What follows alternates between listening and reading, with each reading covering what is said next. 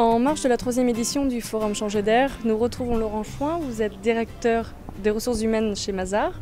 Vous venez d'intervenir sur la disruption dans l'entreprise, dans l'organisation. De quoi s'agit-il ? Alors la disruption dans l'entreprise, c'est finalement de penser les choses de manière non conventionnelle. Si je prends un exemple pour Mazars, Mazars est un challenger. D'ailleurs, j'ai toujours travaillé chez des challengers.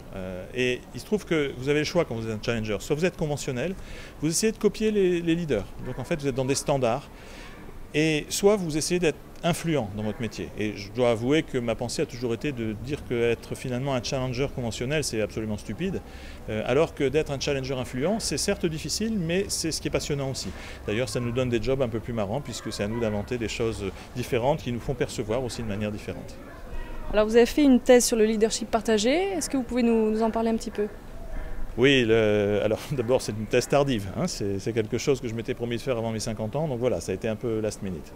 L'idée c'est quoi? C'est que je pense qu'il y a une vraie transformation des organisations aujourd'hui, qu'on vient d'un modèle qui depuis 60 ans, dans l'après-guerre, a été construit autour de l'idée de l'homme providentiel. J'insiste sur l'homme parce qu'en plus je pense que ça invite à une forme de machisme.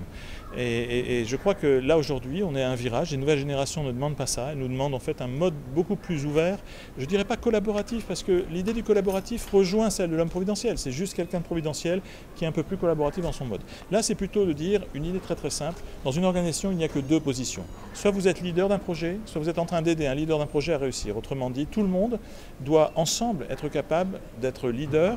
Et donc, l'idée, ce n'est pas du tout, comme Zappos se propose, de ne plus avoir du tout de manager ou de leader, c'est que finalement, tous dans une équipe soient leaders.